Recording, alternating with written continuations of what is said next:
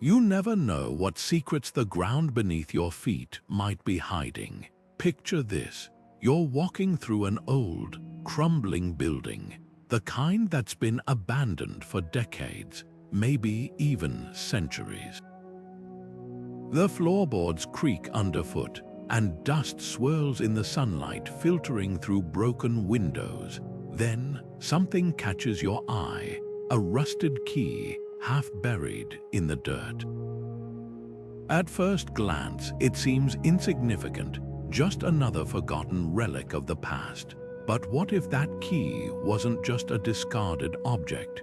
What if it was a doorway to a mystery lost to time?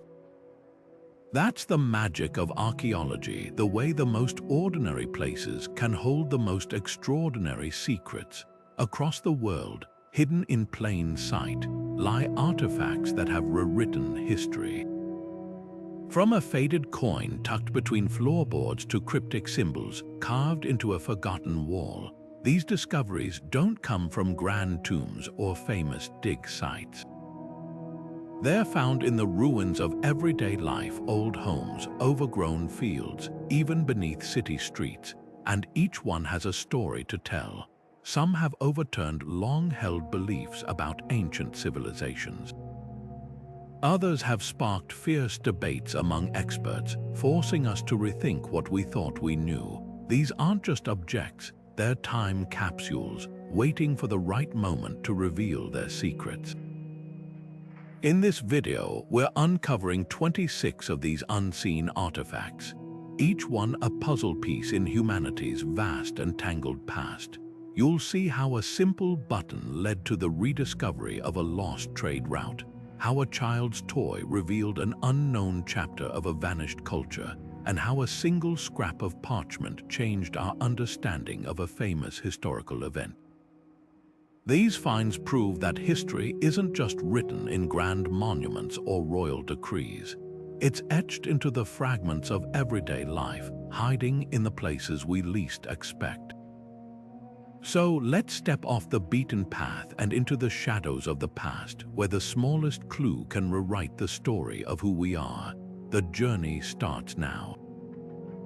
Beneath the rotting floorboards of that English farmhouse lay more than just forgotten coins. There was an entire chapter of defiance waiting to be read.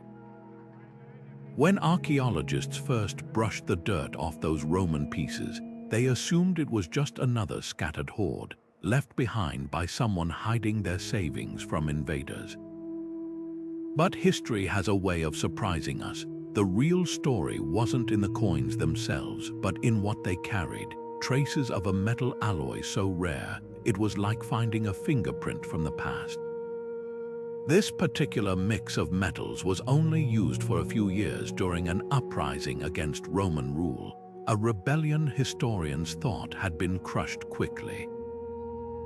Yet here was proof, tucked inside a crumbling clay pot, that the fight had smoldered in secret for generations, and the clues didn't stop there. Some of the coins bore strange markings, crude symbols hammered into the metal long after they were minted. At first glance, they looked like scratches, maybe damage from being buried, but when researchers compared them, a pattern emerged. These weren't random marks, they were messages. A hidden language of resistance stamped by a group the history books never mentioned. Who were they? A splinter faction of rebels, a forgotten local leader rallying their people. Every symbol was a breadcrumb leading deeper into the mystery. What's astonishing is how close this story came to being lost forever. If that farmhouse hadn't collapsed, if the pot had shattered, if someone had dismissed those coins as too ordinary to study, we'd still believe the Romans left Britain without a fight. Instead, this humble hoard forced historians to rewrite the narrative. It's a reminder that the past isn't set in stone. Sometimes, all it takes is one overlooked detail, one stubborn farmer hiding their wealth under the floor, to shake the foundations of what we thought we knew. And that's just the first artifact on our list. The broken pieces of that ceramic tablet looked like nothing more than ancient garbage scattered across the marketplace floor, just another casualty of time in a city that had crumbled to dust over 4,000 years ago. But when an archaeologist with a keen eye noticed faint markings on one jagged fragment, what seemed insignificant suddenly became priceless. Piecing together those shattered remains was like solving the world's oldest jigsaw puzzle, each fragment locking into place to reveal something extraordinary, a dialect of Sumerian no one had ever seen before. This wasn't just any shopping list or tax record. The tablet contained meticulous trade agreements detailing exchanges of copper, textiles, and grain across distances historians once thought impossible for that era. These weren't local bargains, they were contracts stretching hundreds of miles, proving that Mesopotamia's commercial reach extended far beyond what textbooks had claimed. The real shock came when researchers traced the routes described in the script. Suddenly, dots connected between sites once considered isolated, revealing a web of merchants who'd been threading goods across deserts and rivers centuries earlier than anyone imagined. Then there were the symbols, nestled between lines of text. Strange markings appeared, not quite writing, not quite decoration. At first, experts debated whether they were doodles or damage. But when compared across other tablets, a pattern emerged. These weren't random scratches. They were deliberate, repeating in sequences that suggested something revolutionary: early cryptography. Merchants might have been using coded messages to safeguard their deals, hiding profit margins or secret routes from prying eyes. Imagine that: an ancient version of encrypting sensitive business deals, scratched into clay millennia before the concept of trade secrets even had a name. What's haunting is how easily this breakthrough could have been missed. If that one researcher hadn't paused to study what looked like a worthless shard, if the fragments had been tossed into a storage crate and forgotten, we'd still believe long-distance trade was a later innovation. Instead, this broken tablet rewrote economic history, proving that ambition and ingenuity stretched much further back than we ever knew. And it all started with someone taking a second glance at what everyone else had walked past. The villa's crumbling walls seemed unremarkable at first, just another relic of Rome's fading grandeur, its faded frescoes peeling like old wallpaper. But when restorers gently scraped away centuries of grime and plaster, the room erupted in color. There, hidden for generations, was a creature that shouldn't exist, a winged beast with the body of a lion and the piercing gaze of an eagle, its claws outstretched as if frozen mid-hunt. No scholar had ever seen its likeness in Roman art. It wasn't just the creature's strangeness that stunned researchers, it was the paint. That vibrant blue streaking its wings wasn't local. Chemical analysis revealed something extraordinary. The pigment came from lapis lazuli mined in Afghanistan, over 3,000 miles away. This wasn't just a pretty mural. It was a smoking gun. For years, historians assumed long-distance trade crumbled along with Rome's political power. Yet here was proof, splashed across a villa wall, that luxury goods still flowed across continents even as the empire fractured. That blue wasn't cheap. Transporting lapis lazuli from Afghan mines to Italian workshops required a network of merchants, sailors, and roads functioning long after textbooks claimed such connections had vanished. But the real mystery wasn't how the paint got there, it was why. Why would someone commission such an expensive pigment for a creature that didn't belong to Roman mythology? The answer might lie in the creature itself. Some scholars argue it's a griffin, but not the Greek kind familiar to Roman art. This one's posture, the curve of its beak, even the way its wings fan out match Persian depictions far more closely. Could it be evidence of a cultural exchange no one documented? A wealthy Roman merchant bringing back stories from the East, or a Persian artist finding work in Italy? The mural's brushstrokes tell their own tale. The lion's body is painted in classic Roman style, but the eagle's head has delicate, almost calligraphic lines reminiscent of Persian miniatures. Two worlds bleeding into one another on a forgotten wall. What's chilling is how easily this conversation could have been lost. If the villa had collapsed before restorers arrived, if someone had dismissed the mural as just another generic myth, we'd still assume Rome turned inward as it fell. Instead, this accidental discovery forces us to rethink isolation itself. Empires might fracture, but people keep trading, sharing, blending stories into something new. And sometimes they leave clues in the last places we'd think to look like a crumbling villa's hidden wall. The bone fragment looked ordinary at first, just another discarded tool in the ruins of a Celtic hut, its surface worn smooth by time. Archaeologists catalogued it as a simple needle, the kind used for sewing hides or weaving. But when someone decided to examine it under a microscope, the truth came into sharp focus. Those weren't random scratches, they were constellations carved with astonishing precision, mapping the night sky as it appeared over 2,000 years ago. And not just any stars, these markings aligned with specific celestial events, the kind that only repeat every few generations. Suddenly, this humble bone fragment became a window into a sophistication no one had credited to the Celts.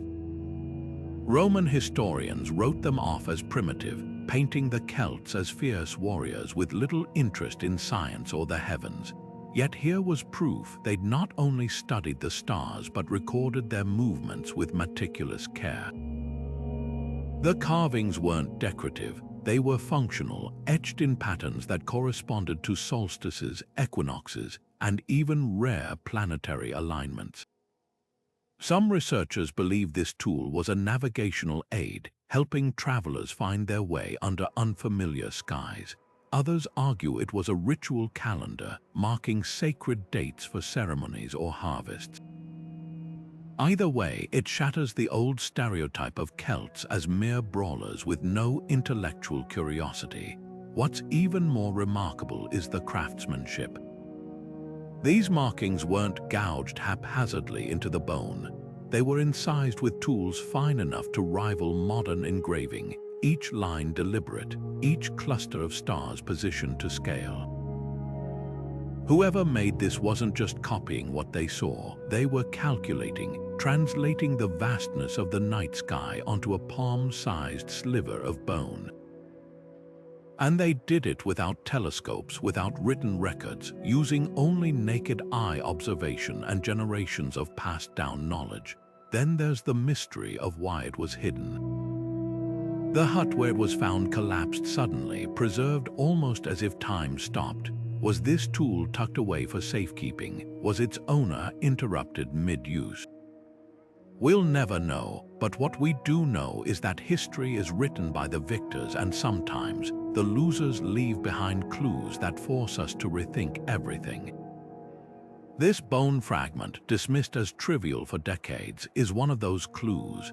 It whispers that the Celts didn't just fight Rome, they studied the universe in ways we're only beginning to understand. Buried beneath layers of volcanic ash in that doomed apothecary's shop, the vial seemed unremarkable, just another fragile relic frozen in time by Mount Vesuvius's wrath. But when scientists finally pried open its airtight seal, they weren't just smelling centuries-old dust. The residue inside carried the sharp, herbal scent of something far more extraordinary, a remedy lost to history. Chemical analysis revealed a compound so precise it could have been mixed yesterday. This wasn't just any medicine. It was a sophisticated antidepressant, brewed from a plant that vanished from the earth over 1,000 years ago. The real shock came when researchers matched the formula to fragments of a medical scroll found in Alexandria, one that had been dismissed as pure folklore. The scroll described a mind-calming elixir made from a rare Indian plant called soma by local healers. For years, historians assumed Soma was mythical, a poetic invention like the ambrosia of Greek tales. But here was physical proof, preserved in glass, that the plant was real, and more startling, the recipe wasn't guesswork. It followed exact ratios, blending the extract with other ingredients to enhance its effects while minimizing side effects. This wasn't primitive trial and error, it was pharmacology. What's haunting is how advanced this treatment was. Modern antidepressants work by altering brain chemistry, a concept we think of as cutting edge. Yet this vial contained a compound that likely functioned similarly, targeting the same neural pathways, just with natural ingredients, even more impressive. The apothecary didn't just have one vial. Dozens were found in the ruins, each labeled with dosage instructions and patient notes in meticulous Latin. Some notations even suggested personalized treatments for melancholy with sleeplessness or for agitation after grief. Mental health care, it seems, wasn't invented in the 20th century.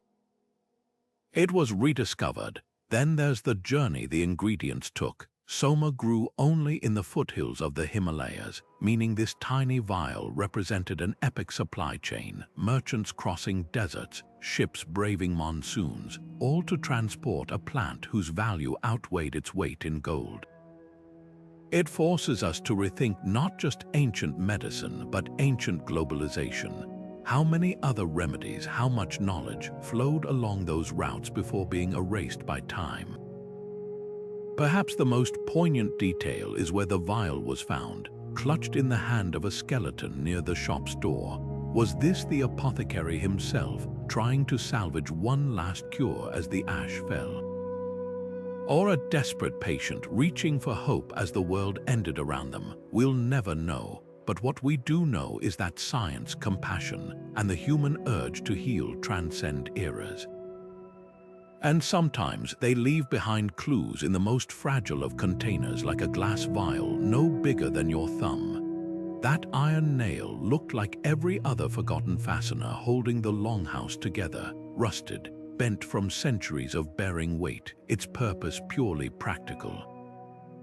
But when a conservator turned it under the light just right, the shadows revealed something impossible, delicate runes spiraling down its length. Viking nails weren't supposed to carry writing. They were tools, not texts, yet here was a name etched into the metal with painstaking precision: Hrorek, a king history had erased. The sagas, those epic poems chronicling Viking rulers, never mentioned him. But this nail did. It wasn't just a name either. The inscription told a story in miniature. Hrorek commanded here at the Birch Stump Ford, a battle cry in steel. Archaeologists scoured old maps for any place matching that description, following clues as thin as smoke. When they finally found the site, a shallow river crossing now buried under farmland, the earth gave up its secrets. Arrowheads, shattered shields, even a silver arm ring melted in haste, as if someone had tried to hide their allegiance. Every artifact whispered the same truth. A clash had happened here, one significant enough to name a king, yet not a single skald had sung of it. Why would an entire ruler vanish from memory? The answer might lie in the nail's placement. It wasn't hammered into just any beam. This one anchored the high seat, the place where a leader would have sat. Someone had gone to great lengths to mark it secretly, embedding the truth where only the house itself could bear witness. Was Hrorek a usurper, his reign scrubbed from records by rivals, or a rebel, his followers punished so thoroughly that even speaking his name became dangerous? The runes hint at a third possibility. The word commanded is carved in the passive tense, as if the writer dared not say who gave the order. What chills the bones is how close this story came to oblivion. If the longhouse had burned instead of rotting slowly, if the nail had snapped under pressure, if that conservator hadn't paused to wipe away the grime, Hrorek's name would still be dust. Instead, this humble nail forces us to ask, how many other kings, battles, whole chapters of the past were winnowed away by the victors? History isn't just written by those who survive. Sometimes it's clenched in the fist of a carpenter, driven deep into the wood, waiting centuries for someone to read between the lines. The tiny leather shoe should have crumbled to dust centuries ago, left to rot in the damp ruins of what was once Europe's most overcrowded slum. But somehow, against all odds, it survived. A child's shoe, no bigger than your palm, its stitching still intact. At first glance, it seemed ordinary, the kind of practical footwear any poor family might cobble together from scraps. But when a conservator turned it inside out, the truth stitched into its lining took their breath away. Faded but unmistakable, symbols curled along the inner sole, woven into the leather with thread so fine it seemed like spider silk. These weren't decorations, they were spells. Linguists pored over the markings, comparing them to every known medieval script, but the symbols defied easy translation. Then, one researcher noticed a chilling similarity, not in European texts, but in fragments smuggled out of Moorish Spain. The symbols matched protective charms used by persecuted minorities, phrases meant to shield the wearer from harm. But here's the twist: this shoe wasn't found in Spain. It was unearthed hundreds of miles north, in a city where such beliefs were punishable by death. Someone had risked everything to stitch these hidden words into their child's shoe, a silent act of defiance against a world that demanded they abandon their identity. The shoe's design told its own story. The curved toe, the way the leather was laced, these weren't local styles. They matched descriptions of footwear worn by a minority group historians believed had been wiped out in that region generations earlier. Yet here was proof they'd survived, hiding in plain sight, passing down traditions in the only way left to them, secretly, in the clothes their children wore. Imagine the care it took, a parent working by dim candlelight, threading symbols they couldn't even speak aloud, all to armor their child against a hostile world. What's even more heartbreaking is the shoe's condition. The sole was nearly worn through, patched multiple times with whatever scraps were available. This wasn't a ceremonial object. It was everyday wear, cherished and repaired until it could hold no more stitches. That's the real power of this artifact. It's not just a relic of survival, but of love. A parent's determination to protect their child, to keep them rooted in a culture others tried to erase, written not in ink or stone, but in thread and leather. Then there's the unanswered question: what happened to the child who wore it? The shoe was found alone, tucked beneath the collapsed wall of a tenement. Was it lost in a hurried escape, dropped in the chaos of a raid? We'll never know. But what we do know is that history isn't just made by kings and conquests. Sometimes it's whispered in the stitches of a shoe, proof that even in the darkest times, people found ways to say, "We are still here." And sometimes, against all odds, those whispers survive. The bronze ring looked like any other piece of ancient jewelry, tarnished by time, its once intricate carvings softened by centuries of wear. But when a conservator tilted it just right, sunlight caught the faintest seam along the bezel. With careful pressure, the top of the ring twisted open, revealing a hollow chamber no larger than a pea.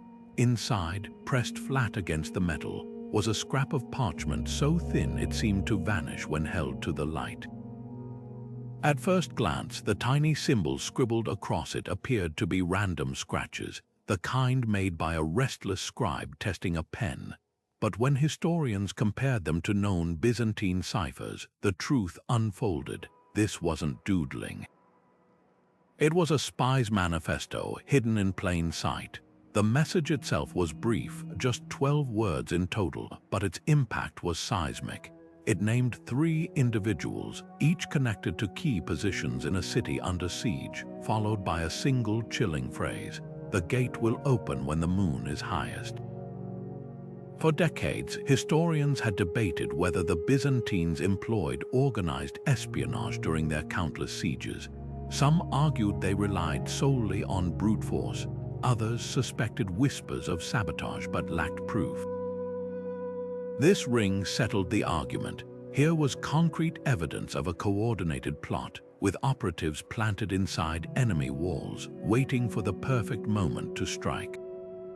The timing suggested in the note matched historical records of a mysterious breach during the siege of Amorium, an event previously blamed on traitors or sheer luck. Now we know it was neither. It was espionage orchestrated with cold precision. What's astonishing isn't just the message, but the craftsmanship behind its hiding place. The ring's compartment wasn't a crude hole drilled into metal. It was a feat of engineering, with a threaded mechanism so finely tuned that opening it required a specific series of twists, almost like a primitive combination lock. Even more impressive, the parchment was treated with a thin layer of beeswax, making it resistant to moisture and ensuring the ink wouldn't bleed if the wearer was caught in rain or sweat. This wasn't just a hiding spot, it was a tool designed by someone who understood the life or death stakes of secrecy. Then there's the ring's origin story.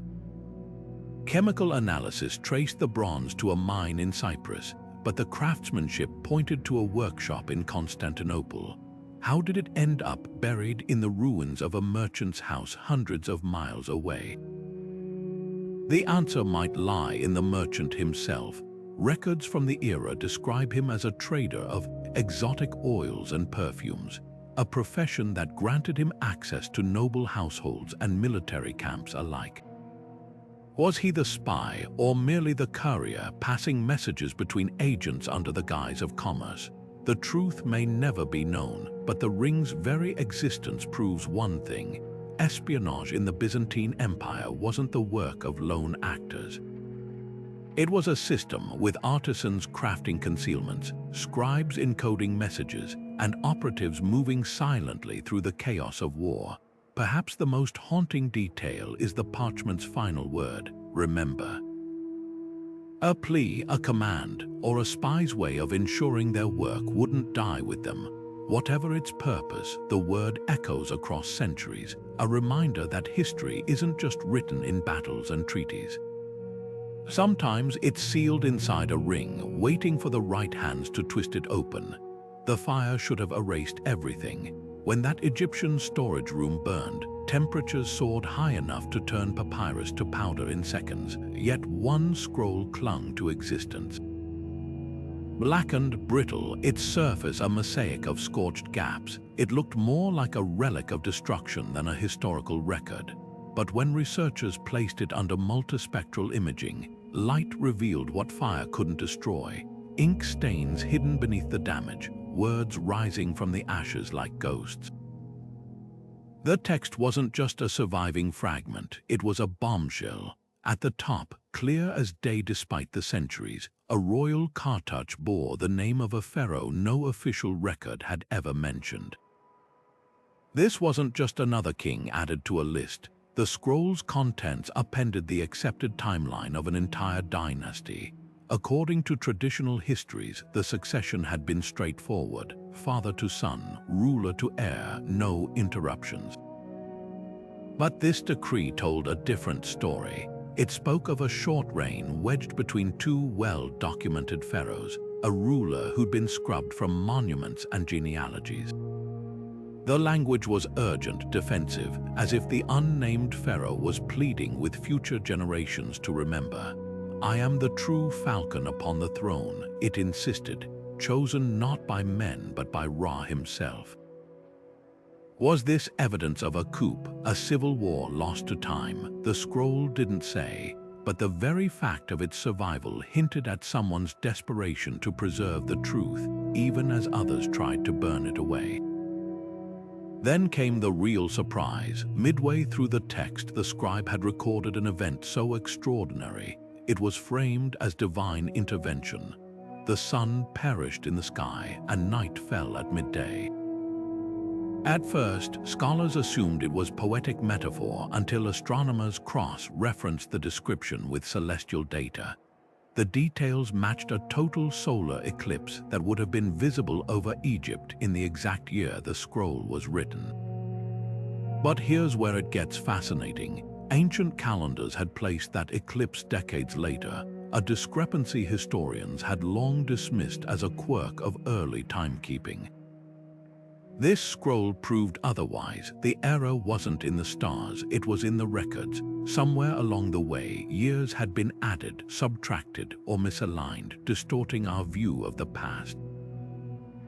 What's chilling is how close we came to never knowing. If the scroll had burned completely, if no one had thought to scan it with modern technology, we'd still be building timelines on faulty foundations.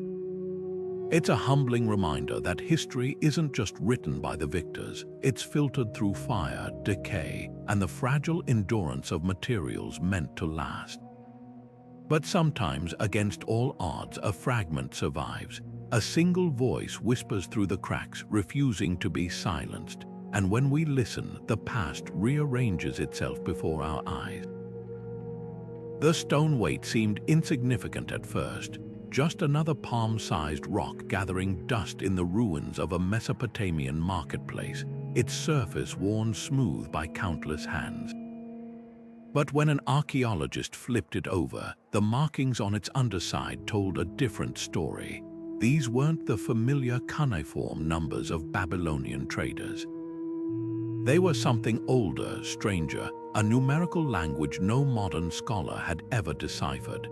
At first, researchers assumed it was an anomaly, maybe a failed experiment in record-keeping. Then they found more, dozens of identical weights scattered across the site, each bearing the same cryptic symbols. That's when the truth clicked. This wasn't a mistake. It was a system. Decoding those markings revealed a revelation. The weights followed a precise decimal scale, dividing measurements into tenths and hundredths, a method historians had credited to later civilizations.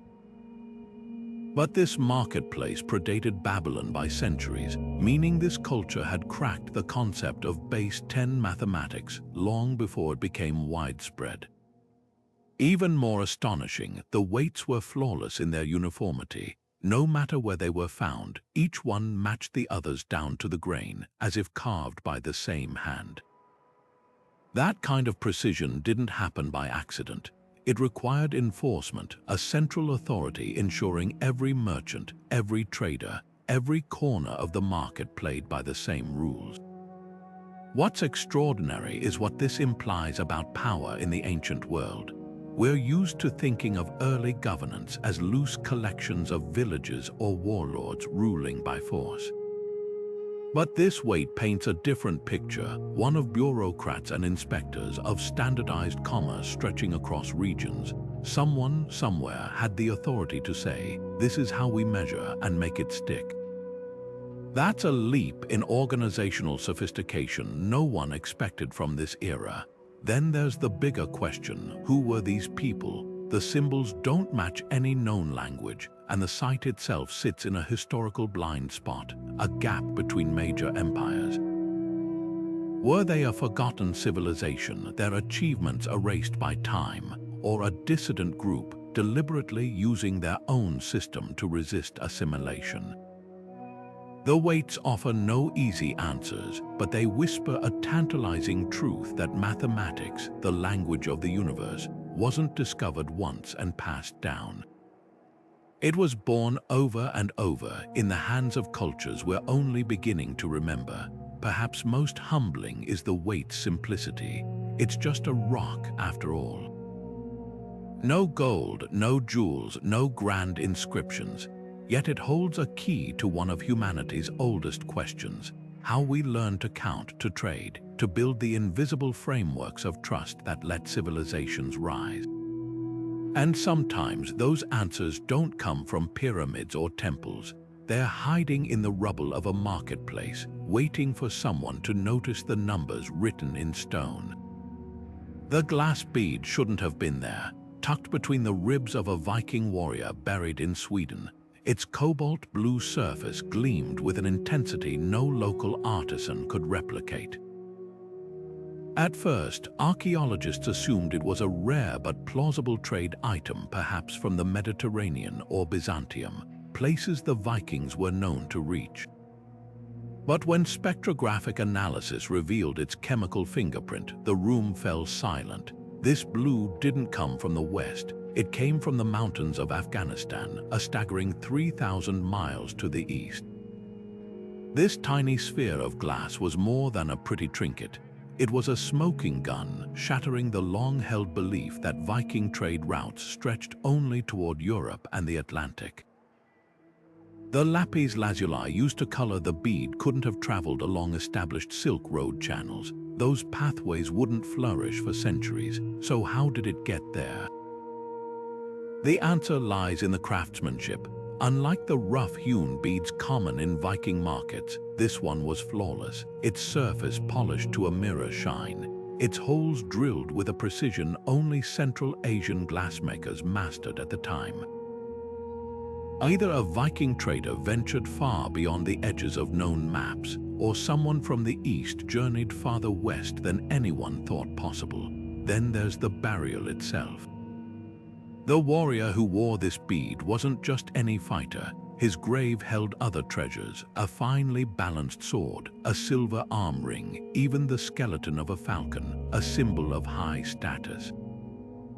The bead's placement was deliberate, sewn into his tunic near the heart.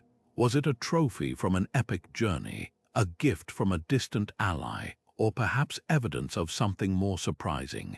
A Viking who'd served as a mercenary in the East, returning home with riches beyond his clan's imagination.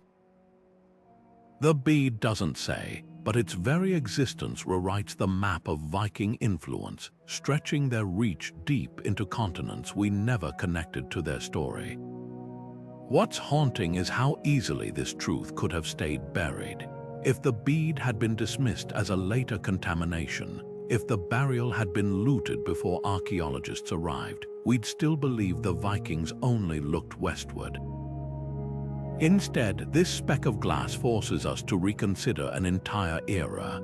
Trade wasn't just about bulk goods, silk, spices, slaves. Sometimes history hinged on something as small as a bead, passed hand to hand across deserts and rivers, surviving wars and shipwrecks until it came to rest in a grave, waiting to tell us how much bigger the world really was.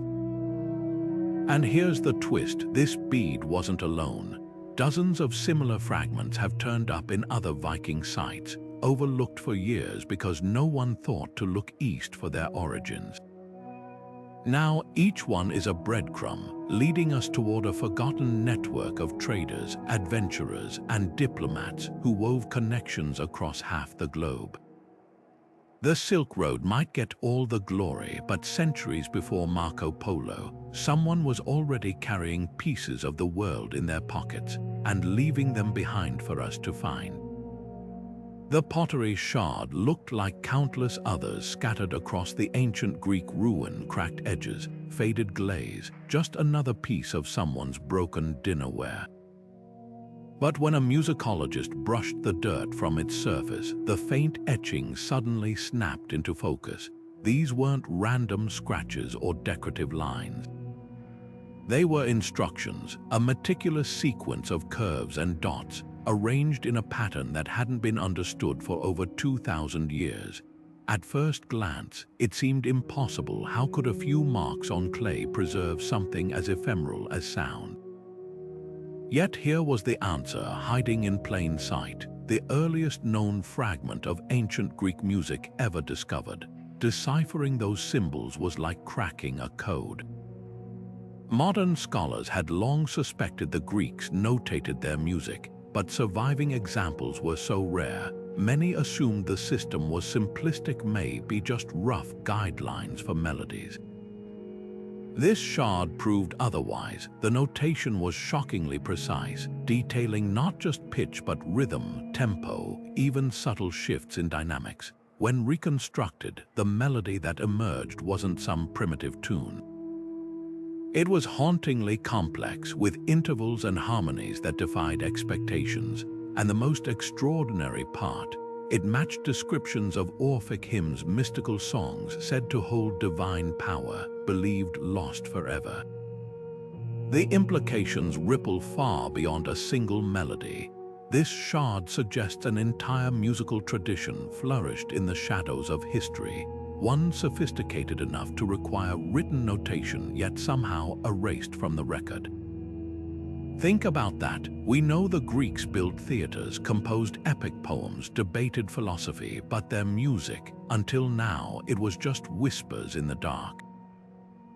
The notation system itself is a revelation. It doesn't resemble any later medieval or modern system, meaning this wasn't a linear evolution.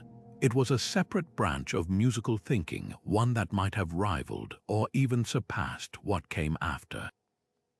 Then there's the shard's backstory. It wasn't found in a temple or royal archive, but in the ruins of a modest home. Was the owner a musician, a student copying hymns for personal study? Pottery's shape offers a clue. It came from a kylix, a drinking cup often used at symposia, those raucous gatherings where poetry and music flowed as freely as wine. Maybe this wasn't just notation. Maybe it was a party trick, a way for guests to sing along to popular tunes of the day. Hearing the melody today is like stepping through a time warp. The reconstructed hymn has an eerie, almost hypnotic quality, with winding scales that don't quite match modern modes. Some scholars argue it's meant to mimic the human voice in mourning. Others hear echoes of nature, wind through olive groves, waves on Aegean shores. But the most moving interpretation comes from the lyrics fragmentarily preserved alongside the notes, a plea to the gods for safe passage to the afterlife. Suddenly, this isn't just music. It's a prayer, a bridge between worlds, pressed into clay by someone who hoped their song would outlast them. What's humbling is how close we came to never knowing. If the shard had shattered further, if no one had recognized the markings as more than decoration, those notes would have stayed silent forever. Instead, this broken piece of pottery reminds us that history isn't just written in words or carved in stone. Sometimes it's etched into the most ordinary objects, waiting for the right moment to sing again. The lead sheet was crumpled, as if thrown into the well with violent intent, its edges bent where angry fingers had pressed too hard.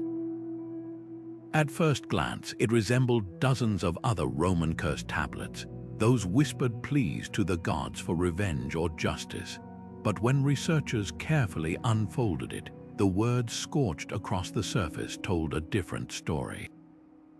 This wasn't just a curse, it was a venomous manifesto aimed at a gladiator named Amazonia, a fighter whose very existence defied everything historians thought they knew. Gladiators were supposed to be men. The arenas, the training schools, even the graffiti scrawled on Pompeii's walls, all depicted a world of male combatants. Yet here was proof, etched in lead, that women not only fought but inspired such visceral hatred that someone paid to have a curse professionally inscribed against them. The language was brutal, invoking gods to wither her limbs and blind her strikes, phrases so specific they suggested the cursor had watched Amazonia fight and feared her skill. What's chilling isn't just the hatred but the context. Cursed tablets were expensive, commissioned from scribes who specialized in supernatural grievances. Someone didn't just rant in a tavern, they invested real coin to see this woman humiliated. Then there's the name itself. Amazonia wasn't a random insult. It was a stage name, a branding choice meant to evoke mythic warrior women. That tells us something extraordinary. Female gladiators weren't hidden anomalies. They were marketed, celebrated enough to build personas around. The tablet's discovery site adds another layer. It was found near the barracks of the Ludus Magnus, Rome's most prestigious gladiator school. Was Amazonia trained there? Did she spar with male fighters, her presence so unsettling that it sparked this desperate act of supernatural sabotage? The backlash captured in those lead grooves forces us to rethink more than just gladiatorial demographics. It reveals a cultural tension textbooks never mentioned. Roman writers like Juvenal mocked women who yearned for the arena, framing them as oddities or jokes. But curses aren't written against jokes, they're written against threats. Amazonia wasn't just fighting in the sand, she was fighting against an entire society's expectations, and clearly winning often enough to make someone furious. What's heartbreaking is how close we came to missing her story. If the well hadn't preserved the tablet, if it had been dismissed as just another generic curse, we'd still assume female gladiators were mere rumor. Instead, this fragile sheet of lead tossed away in frustration holds a truth heavier than iron. History isn't just written by the powerful. Sometimes it's scratched in desperation by those who feared the world was changing. And sometimes, against all odds, those whispers outlast the arenas themselves. The amber figurine gleamed like trapped sunlight in the archaeologist's palm, no bigger than a thumb, its surface worn smooth by centuries of touch. At first glance, it seemed like just another charm, the kind Baltic traders might hawk as trinkets or talismans. But the moment researchers turned it over, the truth caught the light. This was no ordinary carving. The creature's delicate features blurred the line between human and fish, its torso etched with scales that melted seamlessly into limbs, its face caught in an expression halfway between serenity and sorrow. Nothing like it existed in any known catalogue of Baltic mythology. No records mentioned such a being. Yet here it was, cradled in amber older than the Vikings, a whisper from a world we didn't know we'd lost. Then came the revelation that rewrote the map. Isotope analysis traced the amber's origin to a forest now buried beneath the Baltic Sea, a place that hadn't seen daylight in over 5,000 years. This tiny figurine had outlasted the land that birthed it, surviving the slow creep of rising waters that swallowed entire coastlines. Suddenly, the artifact wasn't just a curiosity, it was a time capsule from a drowned world. Who carved it? A trader preserving a local legend before the tides came. A refugee clutching their god as the waves reached their doorstep. The figurine doesn't say. But its very existence hints at a network of trade and belief stretching across lands that vanished beneath the sea, routes we can only piece together through scattered clues like this one. What's haunting is how the creature's form mirrors the environmental trauma of its era. The hybrid design, part land, part sea, feels almost prophetic, as if the artist sensed their world was slipping into the depths. Similar motifs appear in flood myths worldwide, from Mesopotamia to the Americas, but this isn't a story passed down. It's physical proof, carved by someone who may have watched the water rise.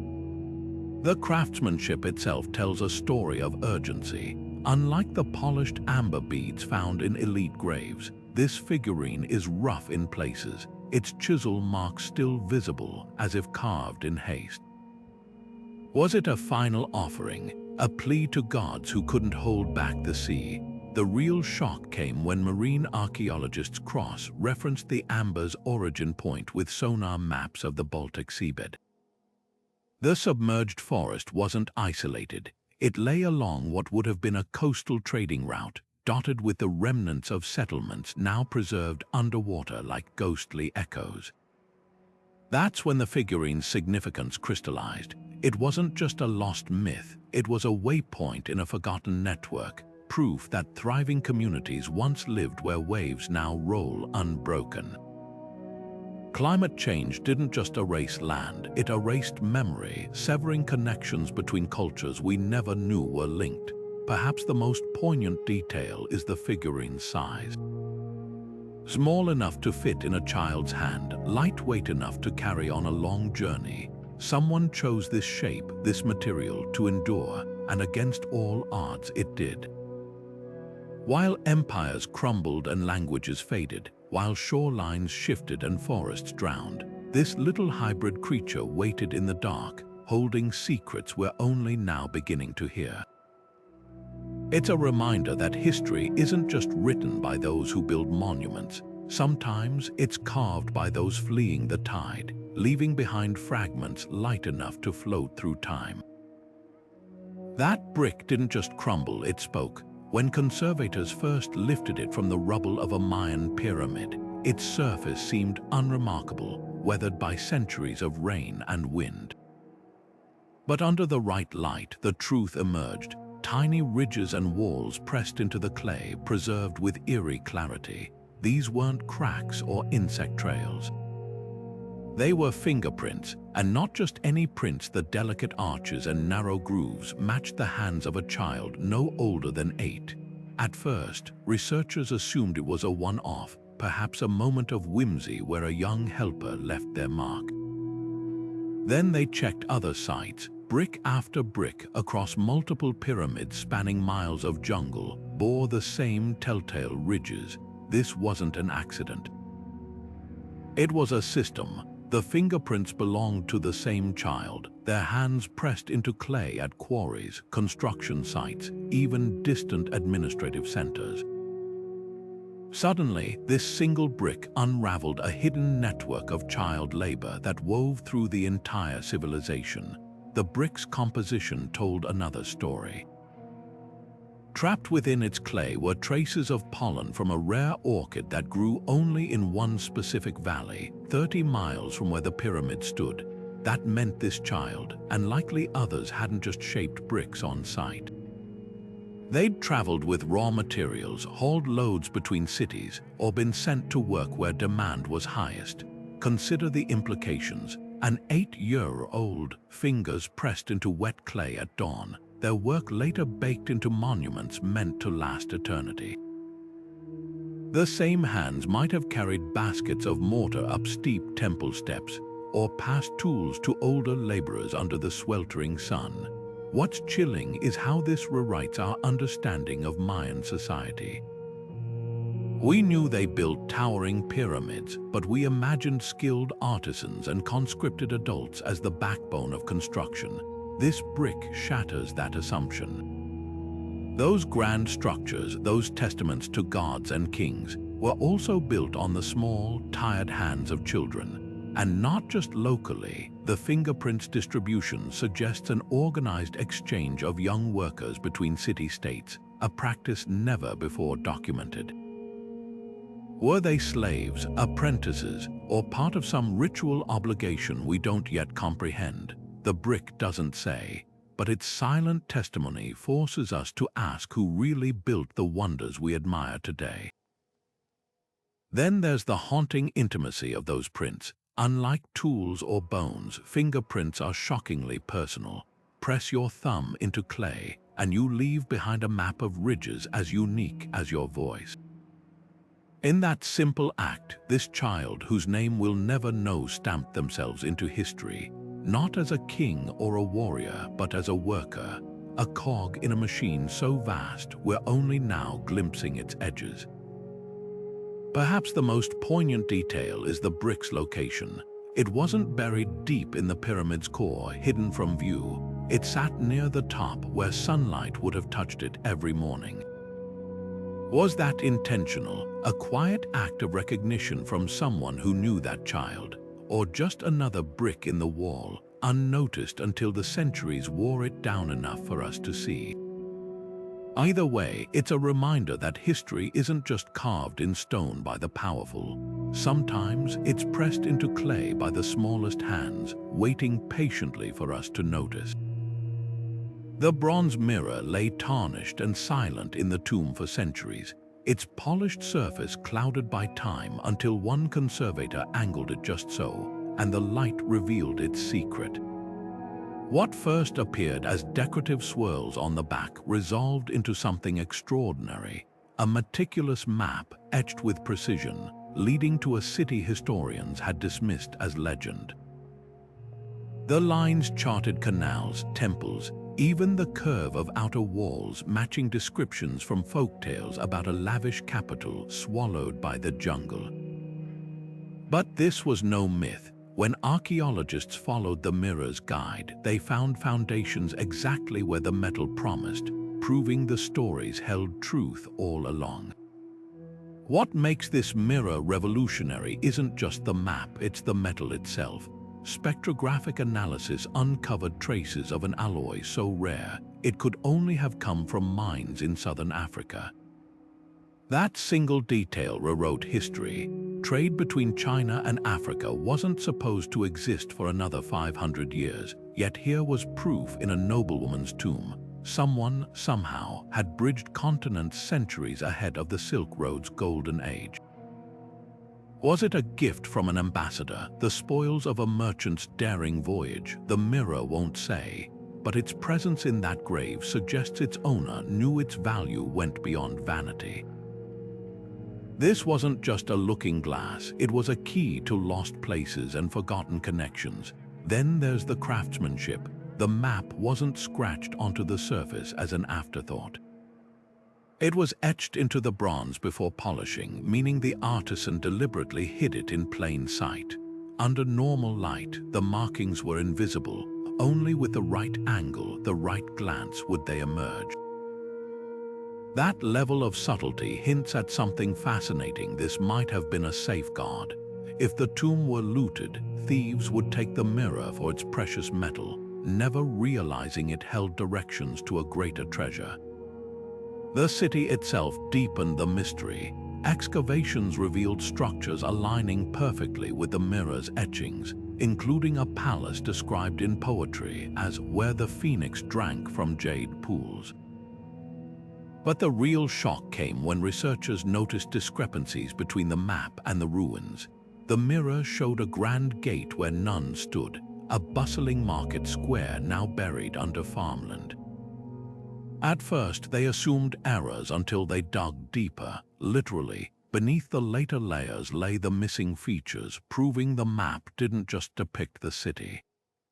It preserved a specific moment in its history, frozen before a catastrophe, perhaps war or flood, reshaped its streets. Why would a noblewoman carry such a thing to her grave? The answer might lie in the tomb's other contents.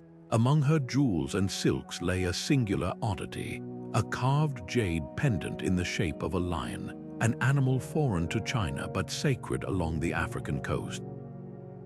Taken together, these artifacts paint a portrait of a woman connected to distant worlds, perhaps through marriage, trade, or even her own curiosity. The mirror then becomes more than a map. It's a testament to how far her influence or her longing could reach. Most mirrors show us only what's before us. This one reflects something far grander, the hidden thread stitching continents together, the way even everyday objects can become portals to lost histories. And the most tantalizing thought, if one noblewoman's mirror held such secrets, how many others still wait, tarnished and unread, in tombs we've yet to uncover? The charred remains of that Celtic village told a grim story: blackened timbers, collapsed walls, the unmistakable scars of a fire that swept through with terrifying speed. But in the heart of the devastation, something miraculous survived. A simple clay pot, its lid still sealed tight after 15 centuries, held a treasure no one expected. A cache of seeds perfectly preserved by the very disaster that should have destroyed them. At first glance, they seemed unremarkable, just a handful of shriveled grains, barely distinguishable from the ash around them. But when scientists gently coaxed them back to life, these seeds sprouted into something extraordinary. A strain of wheat unlike anything growing today, its DNA a time capsule from a lost agricultural revolution. What makes this grain so remarkable isn't just its survival, it's what it reveals about the people who cultivated it. Modern crops are notoriously thirsty, demanding careful irrigation to thrive. But this ancient strain flourished with minimal water, its roots engineered by generations of Celtic farmers to endure droughts that would wither contemporary fields. Think about that. Long before modern genetic modification, these farmers had selectively bred a crop capable of weathering climate extremes, a feat that could revolutionize sustainable agriculture today. Yet somehow their innovation vanished, erased by the same catastrophe that carbonized the seeds. The pot itself tells another story. Its placement buried beneath the floor of a granary, not a home, suggests this wasn't just stored food. It was a safeguard, a last-ditch effort to preserve a vital resource as disaster loomed. The scorch patterns on the clay reveal the fire burned hot and fast, leaving no time to retrieve the pot. Whoever hid these seeds likely perished with them, their knowledge of how to cultivate this resilient grain dying too. It's a haunting reminder of how fragile progress can be. Civilizations don't just lose wars or monuments, they forget solutions, letting hard-won wisdom crumble into dust. Then there's the fire's origin. Traces of accelerants found in the soil point to something more deliberate than an accident. Was the village torched by raiders, a rival clan, or was it an act of desperation, a controlled burn gone wrong during some long-forgotten ritual? The seeds offer a clue. Their genetic diversity, far broader than modern monoculture crops, suggests this community had mastered seed banking, deliberately preserving different strains to hedge against disaster. That level of foresight makes their sudden disappearance all the more tragic. Today, botanists are crossbreeding this ancient grain with modern varieties, hoping to reintroduce its drought resistance into our food supply. It's a bittersweet legacy. The very trait that made these seeds invaluable 1,500 years ago could now help farmers adapt to our warming world. But their revival also raises uncomfortable questions. How many other innovations have we lost to time? How many solutions to problems we still struggle with were once common knowledge, only to be swallowed by war, famine, or forgetfulness? Perhaps the most poignant detail is the pot's craftsmanship. Made from local clay but lined with a thin layer of imported resin, it was designed to keep moisture out and freshness in, a humble masterpiece of preservation. The farmer who sealed it likely never imagined their work would outlast empires, languages, even the landscape itself. Yet here it is, a silent testament to the ingenuity of ordinary people, and the startling truth that sometimes the most groundbreaking discoveries aren't found in grand temples or royal tombs. They're hidden in the ashes of everyday lives, waiting for the right moment to bloom again. The wax tablet looked utterly unremarkable, just a flat wooden frame smeared with hardened beeswax, the kind Roman schoolchildren used for scratch notes or merchants tallied debts on before transferring them to more permanent records. To the naked eye, its surface was blank, wiped clean centuries ago by a hand that assumed its contents would never matter again. But beneath that smooth wax lay secrets the Roman who erased them couldn't have imagined we'd uncover. When researchers aimed multispectral imaging at the tablet, the ghostly impressions of vanished writing flickered to life, revealing not just words, but a trail of connections stretching farther than anyone believed possible in the ancient world. The text itself was mundane, a shopping list, dates, olives, a specific type of fish sauce, but wedged between these everyday items were words that made historians catch their breath. Pepper from Taprobane.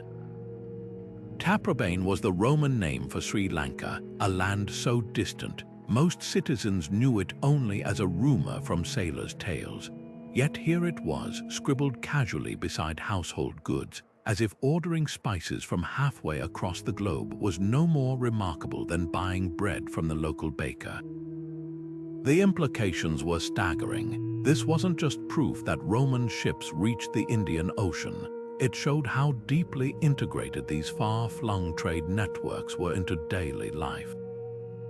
Someone in Rome could jot down exotic spices like we'd add coffee to a grocery list, their very normalcy underscoring how routine such global exchanges had become. Then came the pollen. Trapped in the wax were microscopic grains from flowers that grew only in southern India, likely hitchhiking on the very spices listed. This tiny detail confirmed what historians had long suspected but could never prove. Roman merchants weren't just trading with middlemen in Arabian ports. They, or their agents, were walking Indian markets themselves, selecting goods firsthand. The pollen's presence suggests something even more intimate. Maybe the tablet's owner sniffed a bundle of peppercorns before buying, the flower's scent still clinging to them. Or perhaps a merchant blew dust off a crate as he recorded the sale, unaware he was sealing a botanical fingerprint into his wax. What's astonishing is how fragile this evidence was. Wax tablets were the sticky notes of the ancient world, scratched, melted, reused until they crumbled.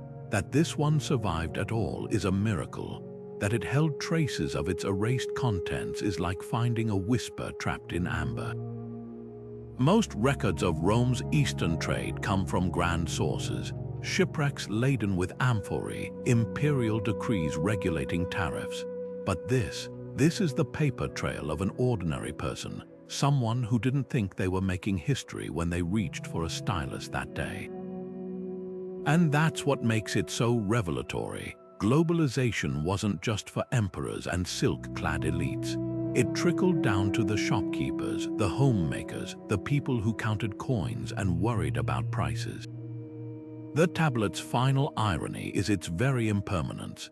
The shopper who erased it likely assumed they were doing something utterly forgettable, clearing space for the next list, the next calculation.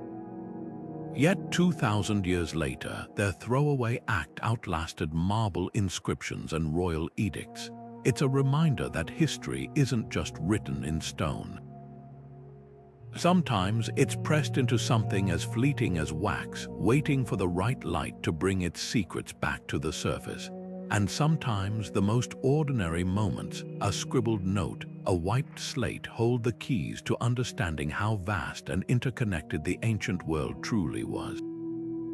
The obsidian arrowhead gleamed like black glass under the lab lights, sharp, lethal, and utterly ordinary at first glance. Found embedded in the ribcage of a skeleton at a Neolithic massacre site, it was catalogued as just another weapon from humanity's violent past. But when researchers washed the blade and tested the dark crust clinging to its edge, the results sent shockwaves through the scientific community. This wasn't the blood of a known animal or even an early human. The DNA belonged to something else entirely, a hominin species no fossil record had ever documented, a shadow branch of our family tree that somehow survived into the age of agriculture. What makes this discovery so unsettling isn't just the existence of another human cousin, it's the context. The skeleton pierced by this arrow belonged to a fully modern human, one who lived just 7,000 years ago. That's millennia after Neanderthals vanished, long after we thought we were the only humans left on Earth. Yet here was proof, etched in blood and stone, that another intelligent species walked beside us far later than anyone imagined. And the arrowhead tells us something darker. We didn't just share the planet with them, we fought them. This tiny sliver of volcanic glass is a smoking gun, evidence of a conflict lost to time, one that might have ended with their extinction. The blood's genetic markers reveal a creature both familiar and alien. They carried genes for advanced brain development, suggesting intelligence comparable to our own, but their physiology differed in ways no one expected: adaptations for low-light vision, a metabolism optimized for cold climates, even traces of plant toxins in their system that hint at a radically different diet. Were they holdouts from an Ice Age refuge, clinging to survival in some isolated valley, or a population we'd driven to the edges of the world, only to encounter again as our settlements expanded? The arrowhead doesn't say, but its presence in a farmer's ribs suggests these weren't distant mythical beings. They were neighbors, rivals, perhaps even enemies real enough to kill and be killed by. Then there's the craftsmanship. Obsidian is unforgiving. A single missed strike can shatter the stone. Yet this arrowhead is flawless, its edges honed to a molecular edge sharper than surgical steel. That level of skill implies generations of knowledge passed down, a tradition of tool-making as sophisticated as anything in human cultures of the time.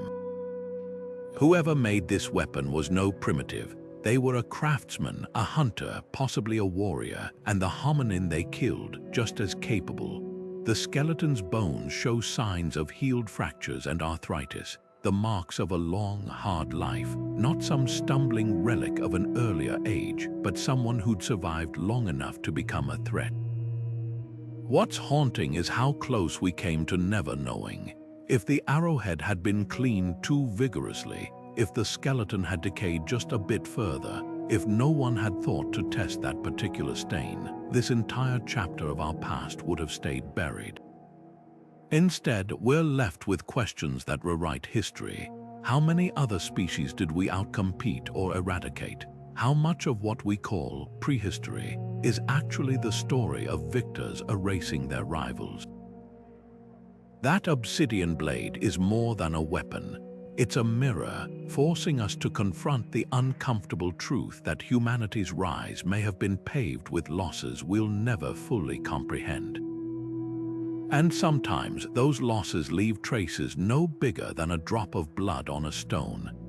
The linen fragment seemed destined for obscurity, just another strip of yellowed cloth in the endless stacks of mummy wrappings stored in museum basements. No inscriptions, no artwork, nothing to distinguish it from the thousands of other bandages that had cocooned the dead for millennia. But when a conservator decided to examine it under ultraviolet light on a whim, the darkness erupted in an eerie blue glow. Faint symbols blazed to life across the fabric, as if the dead themselves had reached through time to scribble a message. This wasn't just any text, it was a funeral hymn, its verses pulsing with an otherworldly radiance, preserved by an ink recipe so rare it had been lost to history. The ink itself was a marvel. Chemical analysis revealed a cocktail of crushed luminescent minerals, including a variety of quartz found only in a single, remote Ethiopian mine. That tiny detail rewrote the map of ancient trade. Egypt and Ethiopia were known to have sporadic contact, but this was proof of a sustained exchange, with materials traveling hundreds of miles just to serve the dead. Imagine the journey, miners chiseling crystals from cavern walls, merchants bartering under desert stars, scribes grinding the precious stones into ink, all so a hymn could shine in darkness. The effort speaks volumes. This wasn't utilitarian trade. It was sacred commerce where even the ink had to be extraordinary, worthy of guiding a soul through the afterlife. Then there were the hymn's words. Unlike the familiar spells from the Book of the Dead, this text described gates in the underworld. No other scroll had ever mentioned 7 arched doorways, each guarded by a god who demanded not just passwords but pieces of the deceased's identity. You will leave your name at the first gate, it warned, your memory at the second. By the 7th, the soul would arrive stripped of everything earthly, yet somehow more itself than ever. The concept is chillingly profound. Most Egyptian afterlife texts focus on preservation, keeping the body intact, the name remembered. This hymn suggests a paradox. To live forever, you had to let go. What's haunting is how easily this revelation could have stayed hidden. Without UV light, the hymn was invisible. The ink's glow faded over centuries, leaving no trace to the naked eye. If that conservator hadn't been curious, if the fragment had been dismissed as a blank scrap, we'd still think we knew the full scope of Egyptian beliefs. Instead, this fragile piece of cloth forces us to ask, how much of the past is still hiding in plain sight, waiting for the right technology, the right pair of eyes to bring it back into the light? The linen's survival is its own kind of miracle. Most mummy wrappings were recycled, sold as medicine or paper pulp in centuries past. That this one endured its secret intact feels almost deliberate, as if the dead wanted us to know that even their silence was an illusion. The real message wasn't just in the hymn. It was in the ink that refused to fade, the trade routes that defied distance, the gates that opened only when you surrendered everything. Sometimes history doesn't just speak, it glows. The clay horse was small enough to fit in a child's palm, its crude features worn smooth by countless hours of play. At first glance, it seemed like any other toy, a simple figurine with stubby legs and a cheerful, upturned snout.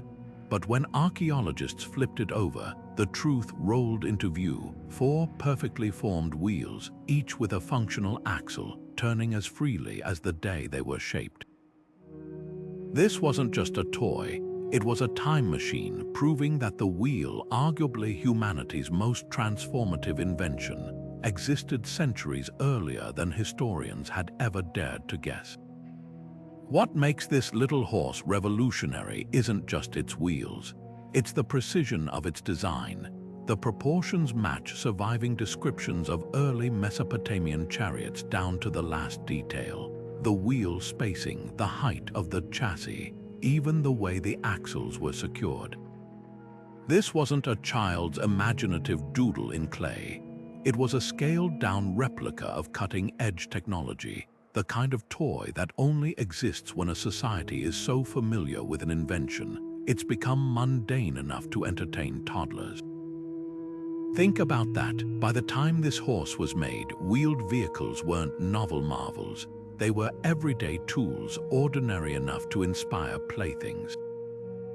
Then there's the material itself. The clay came from a riverbank over 50 miles away, meaning this toy didn't just appear in isolation. It was part of a network, either traded or carried by someone who traveled far enough to bring back foreign soil.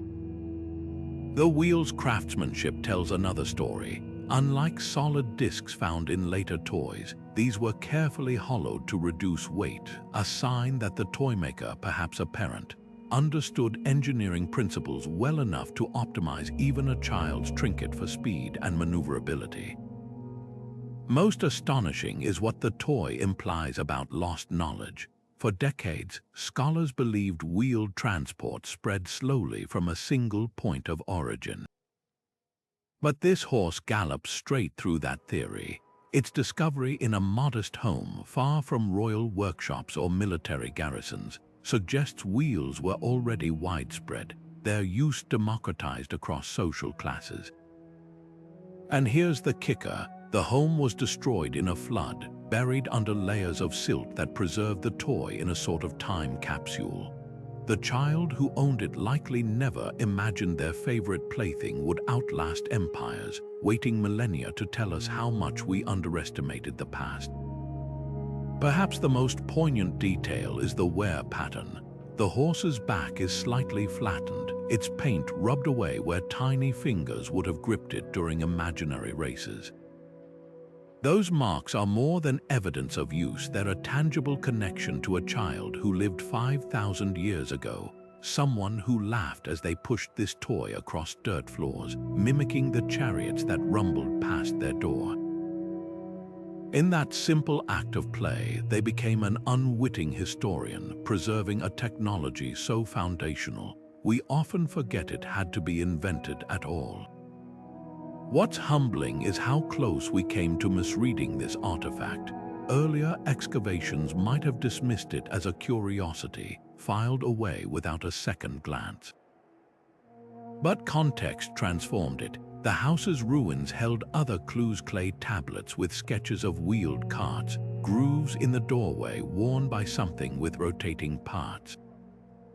Together, they paint a picture of a society far more mechanically adept than we'd assumed, where innovation wasn't just for elites, it was for everyone, even children. And sometimes the best evidence of progress isn't found in grand inventions, but in the hands of a child pushing a toy horse toward the future. The silver ring gleamed dully in the excavation tray, its ornate filigree blackened by centuries of neglect until someone noticed the hinge. What appeared to be a simple decorative band hid something far more sinister, a hollow compartment no larger than a grain of rice, its interior spike still coated with a residue that made toxicologists pause. Hemlock, one of history's most infamous poisons, had lingered in this tiny chamber for over 1,000 years, preserved by the very mechanism designed to deliver it. This wasn't just jewelry, it was a murder weapon worn casually on someone's finger, its deadly potential concealed beneath the glitter of courtly fashion. What makes this ring so chilling isn't just its function, it's the craftsmanship. The hinge mechanism was engineered with precision worthy of a master clockmaker, the spike retracting seamlessly into the band until a subtle twist of the wrist deployed it. Such sophistication suggests an entire shadow industry catering to Byzantine elites, artisans who specialized in weapons disguised as adornments. Historical texts had long whispered about poisonings in palace corridors, but here was proof, not just of the act, but of the cold calculation behind it. This ring wasn't forged in haste, it was custom work, likely commissioned by someone who valued discretion as much as lethality. The residue told another story. Chemical analysis revealed the hemlock had been mixed with a viscous resin, a formula designed to cling to the spike and slow its release into wine or food. This wasn't the crude poisoning of a panicked amateur, it was the hallmark of someone who understood dosage, timing, and the art of making death look like natural illness. Court physicians of the era often misdiagnosed such cases as sudden fevers or bad humors, a convenient cover for assassins who moved through high society without suspicion. Then there's the ring's provenance, found in the ruins of a collapsed palace anteroom. It lay near a mosaic depicting the goddess Nemesis, her scales tilted ominously. Was it dropped in the chaos of an attack, hidden deliberately as its owner fled? The placement raises an eerie possibility. This might have been the weapon of a victim, not a perpetrator. Byzantine noblewomen were often pawns in power struggles, forced to defend themselves in a world where their chambers were battlegrounds. Could the ring's delicate size, too small for most male fingers, mean it belonged to someone who refused to go quietly? What's haunting is how the ring reflects the intimacy of Byzantine treachery. Unlike the broad strokes of war or rebellion, this artifact speaks to the quiet violence simmering beneath polite society. A whispered conversation, a toast shared between friends, a fleeting prick of silver against goblet rim. These were the tools of power in a world where trust was the deadliest luxury. The ring's very beauty underscores the duality of the era, a civilization capable of breathtaking art and ruthless pragmatism, often in the same object. Perhaps the most unsettling detail is the wear pattern on the band. Faint grooves along the inner edge suggest it was worn daily, the hinge activated frequently enough to leave traces. Was this a practiced motion perfected over countless social gatherings? Or had the wearer grown so accustomed to its weight, they forgot the lethal potential coiled around their finger? Either way, the ring forces us to confront an uncomfortable truth. History's darkest intrigues weren't always played out on battlefields. Sometimes they unfolded over dinner tables, in the glint of a noblewoman's jewelry, waiting for the perfect moment to strike. The oyster shell lay half-buried in the midden heap for centuries, its surface bleached by salt and time, until someone turned it over and exposed the story etched into its curves. What first looked like random scratches resolved into a scene so vivid, it stole the breath from archaeologists, warships locked in combat, their sails billowing with patterns never before documented in Viking art. The carving was astonishingly precise, each stroke preserving details modern scholars had only encountered in a single, controversial text. the Hrafnsmál, an Icelandic saga dismissed for generations as poetic fancy. Yet here they were, the same striped sails, the same proud designs, immortalized not on parchment, but on something far more enduring, the memory of someone who'd witnessed the battle firsthand. Dating the shell was like unlocking a time capsule. Growth rings in the Oyster's knacker, nature's own calendar, marked its death in 793, the exact year Viking longships descended on Lindisfarne in the raid that shook Europe. This wasn't just a coincidence. The shell's artist had carved history as it happened, capturing a moment textbooks reduced to dry dates. But the scene itself held even deeper revelations. The ships weren't the sleek raiders of later centuries. These were bulkier, their hulls adapted for open ocean crossings, proof that the Vikings' infamous maritime prowess wasn't perfected overnight. They evolved through conflict, through battles like this one, lost to written records but preserved in the hands of a warrior or trader who'd paused mid-feast to record what they'd seen. The saga's accuracy upends how we view oral histories. For years, academics treated Viking tales as embellished myths, their truths buried under layers of poetic license. But this shell, a humble dinner scrap, proves the Skalds were more than storytellers. They were chroniclers, preserving details so exact they could be matched to artifacts centuries later. Imagine the chain of memory required. A witness describing the battle to a carver who translated it into shell, while somewhere a Skald wove the same scene into verse. 3 different mediums, oral, visual, written, all converging on the same truth. What's haunting is the shell's afterlife. It wasn't treasured in a chieftain's hall or buried as an offering. It was tossed aside, left among fish bones and broken pottery, as if its message meant nothing to those who dined that day. Yet that very indifference preserved it. No one thought to polish, reuse, or destroy it. It simply waited, a silent testament to the fact that history isn't just made by kings and chroniclers. Sometimes it's scribbled by anonymous hands on the nearest available surface, whether parchment or shell, waiting for the right moment to resurface and say, "This happened." I was there. Most artifacts tell us what people owned or how they lived. This one tells us how they remembered. The shell's grooves are more than art. They're a direct line to a Viking's mind, a snapshot of how history was recorded when paper was scarce and literacy rare. And it forces us to ask, how many other truths are hidden in objects we've mislabeled as mundane? Not every relic gleams with gold. Some whisper their secrets from garbage heaps, proving that myth and memory often wear the same face, and sometimes that face is etched on an oyster shell, discarded after supper, never dreaming it would outlast empires.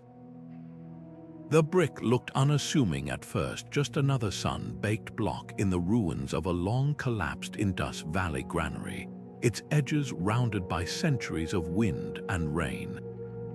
But when an archaeologist brushed away the dust clinging to its surface, the stamp pressed into the clay told a different story.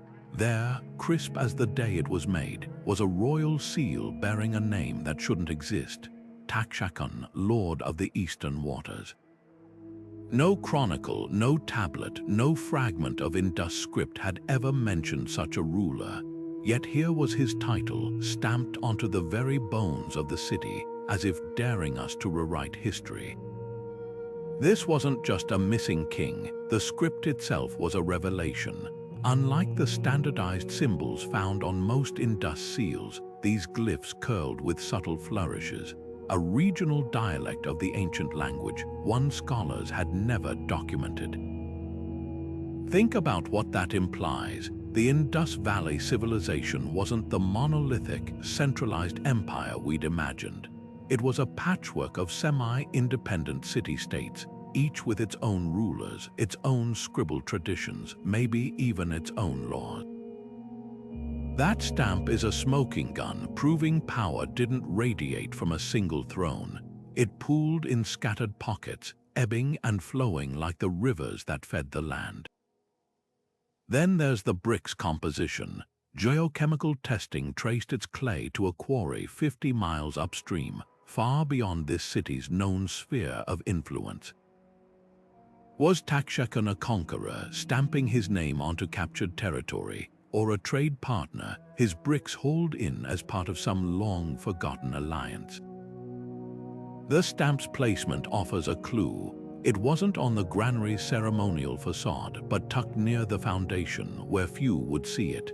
That speaks of something subtler than domination, perhaps a treaty, a marriage, or a temporary pact sealed in clay. What's astonishing is how such a mundane object could shatter decades of assumptions. Historians had painted the Indus civilization as a harmonious utopia, free of warfare or internal strife.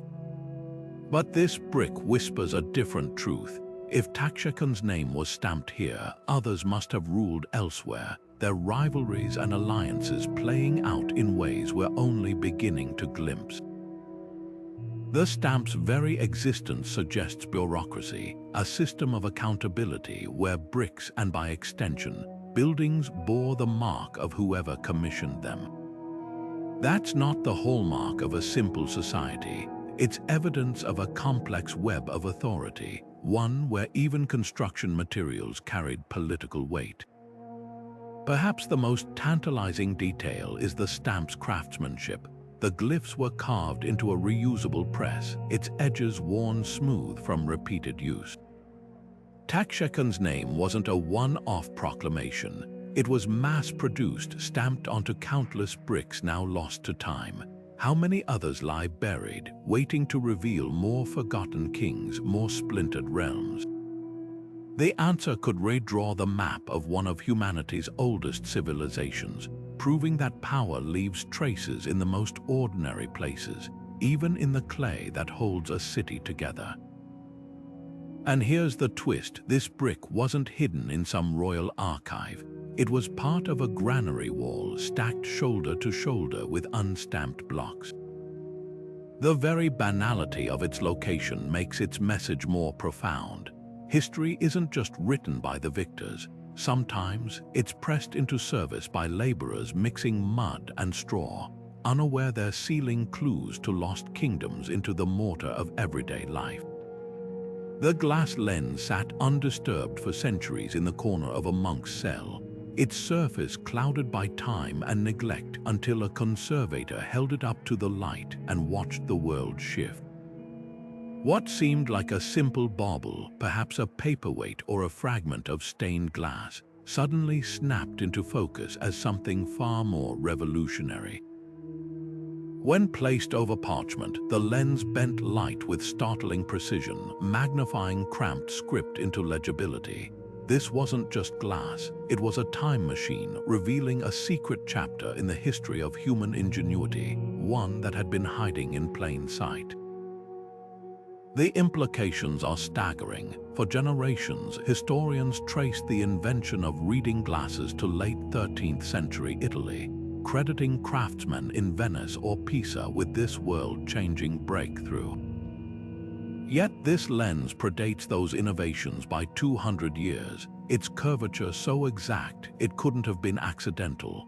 Someone in that monastery didn't just stumble upon magnification, they mastered it. The craftsmanship is eerily modern.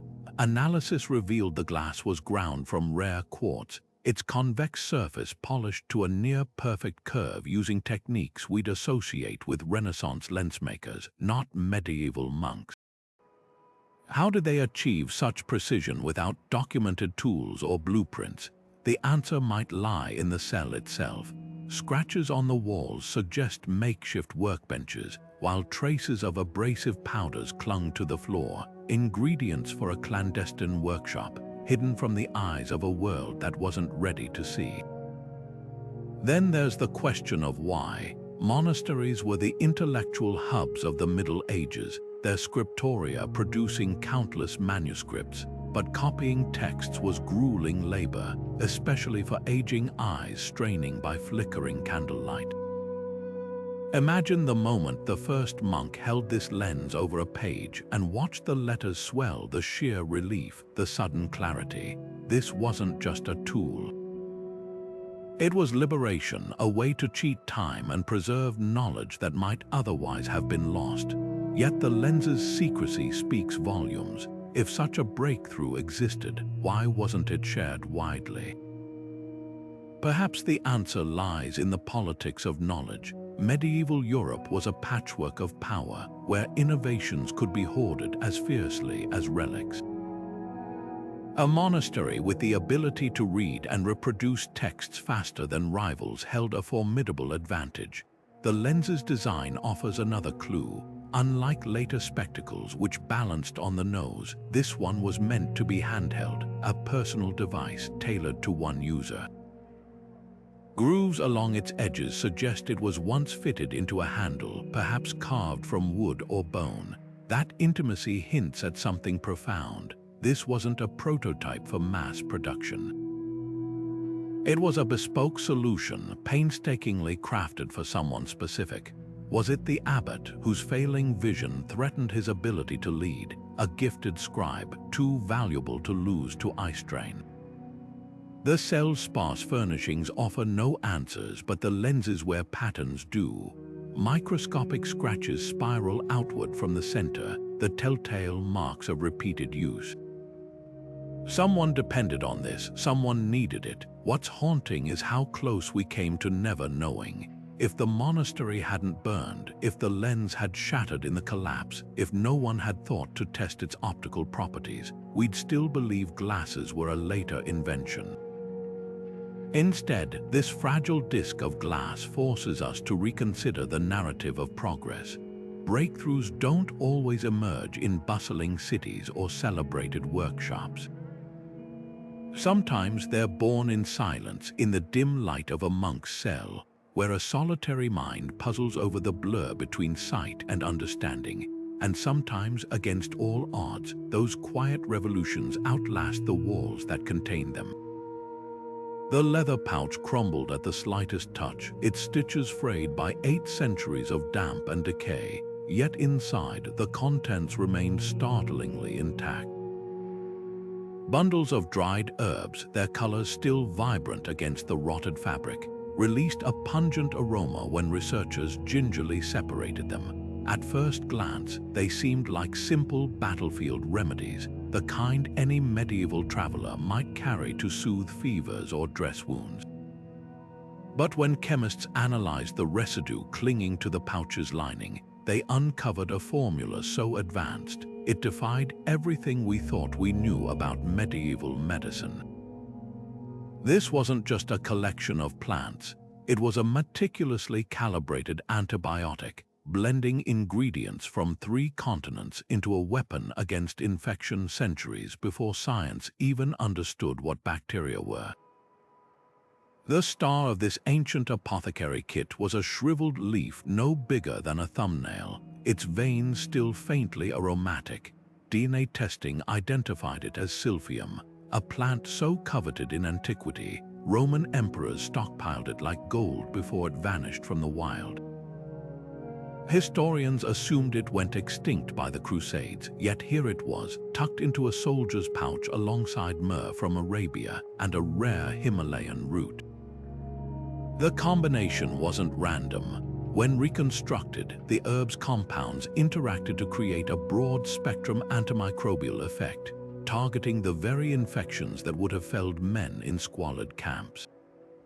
This level of sophistication suggests something extraordinary. Crusaders weren't just swinging swords, they were compiling medical knowledge from every culture they encountered, synthesizing cures in ways modern labs are only now beginning to replicate.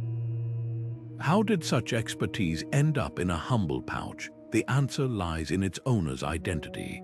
Scraps of rusted chainmail found nearby bore the cross of the Knights Hospitaller, an order known as much for their hospitals as their battlefields. These warrior monks didn't just fight Muslims, They learned from them, adopting Arab medical practices that dwarfed Europe's. The pouch's contents tell a story of quiet exchange amid the clamor of holy war, a Syrian physician's advice taken seriously, a Persian trader's herbs bartered for, a Byzantine scroll's remedies copied onto parchment now lost to time. War, it seems, could be as effective at spreading knowledge as it was at spreading destruction. The real revelation came when researchers compared the herb mix to medieval medical texts. None contained this exact formula, yet traces of its components appeared scattered across Arabic, Greek, and Latin manuscripts. Someone hadn't just copied a recipe, they'd innovated, experimenting with dosages and combinations until they crafted something entirely new. That pouch wasn't a first aid kit. It was a mobile laboratory, evidence that the Crusades, for all their bloodshed, became an unlikely conduit for globalized medicine. What's heartbreaking is how close this breakthrough came to being lost. If the pouch had disintegrated, if the herbs had been dismissed as superstition, we'd still assume medieval battlefields were places of ignorance and suffering. Instead, this fragile assemblage of leaves and roots forces us to reconsider an era often painted in stark contrasts of piety and violence. Beneath the banner of holy war, individuals were quietly stitching together a tapestry of healing, one borrowed idea at a time.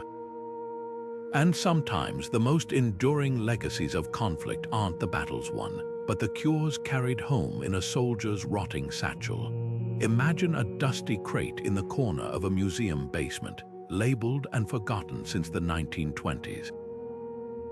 Inside, what was once catalogued as a broken pottery fragment now pulses with hidden data under a multispectral scanner, its faded ink suddenly legible after 800 years. This isn't science fiction, it's the quiet revolution transforming archaeology. The most groundbreaking discoveries of our time aren't always unearthed with shovels. Some are being made in laboratories where cutting-edge tools breathe new life into objects dismissed as ordinary. Take that Roman nail etched with Viking runes. For decades, it languished in a drawer marked rust damage, its delicate grooves mistaken for corrosion. Then came laser scanning, capable of detecting micron-level variations in metal. Suddenly, those scratches resolved into a king's name, rewriting Norse history.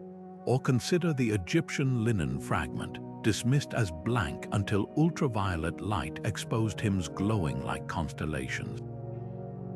These aren't just technological triumphs, they're acts of historical justice, giving voice to artifacts that waited centuries for someone to ask the right questions. Yet with every revelation comes debate. When researchers applied DNA analysis to that obsidian arrowhead, they shattered long-held theories about human evolution, but also sparked ethical fires. Some argue re-examining old finds disrespects pioneering archaeologists who lack today's tools. Others counter that science must evolve, even if it means overturning past conclusions. The compromise, a new generation of conservators now treats original field notes with the same reverence as the artifacts themselves, preserving the context in which objects were first understood while embracing the insights only modernity can provide. The real magic lies in the marriage of patience and innovation. That Celtic bone needle with star maps, researchers had it in storage for 40 years before computational modeling could reconstruct the night sky as it appeared in 200 BC, aligning the etchings with specific celestial events. Sometimes the technology needs time to catch up with the artifact's potential. Other times, it's about seeing familiar tools in new ways. X-ray fluorescence, designed for industrial quality control, now traces paint pigments to specific quarries, revealing trade routes hidden in frescoes.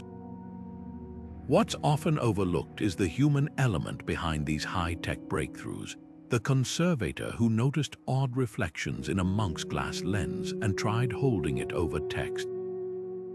The student who insisted on testing blank pottery shards for residue.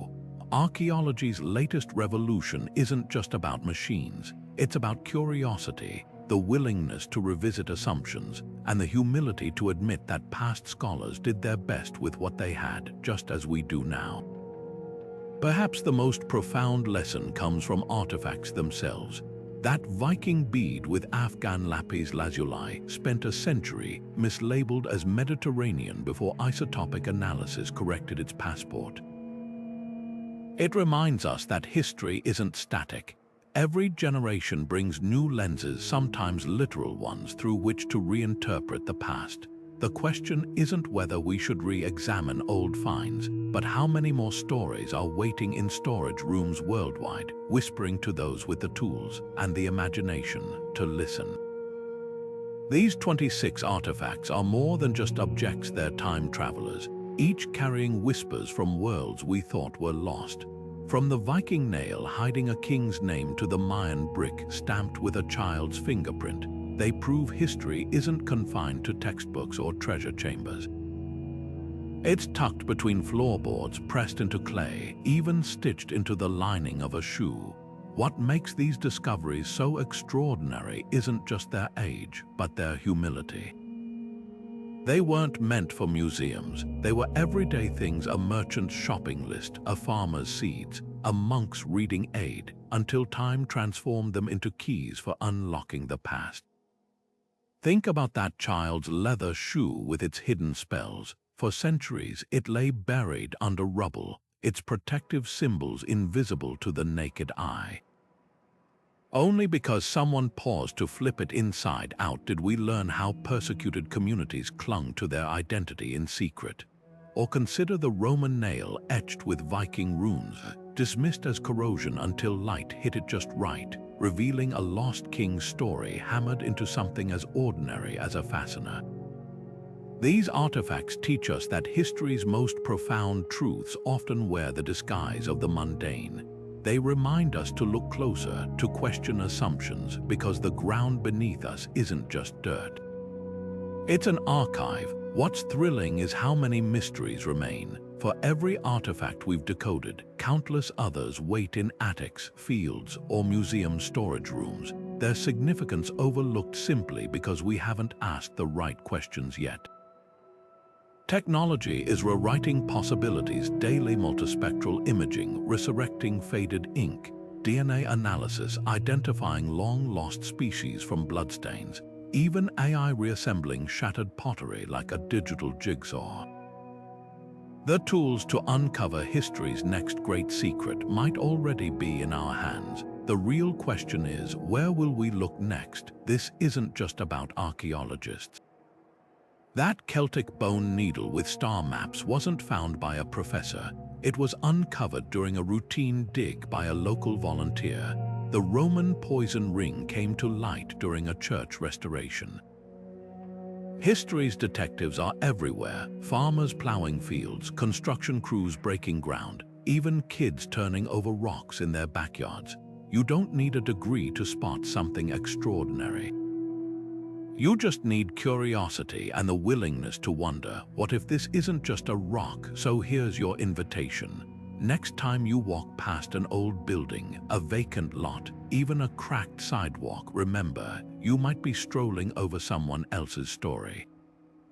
Maybe it's a colonial button, a Depression-era love letter sealed in a wall, or a Native American tool smoothed by generations of hands. The past isn't done speaking.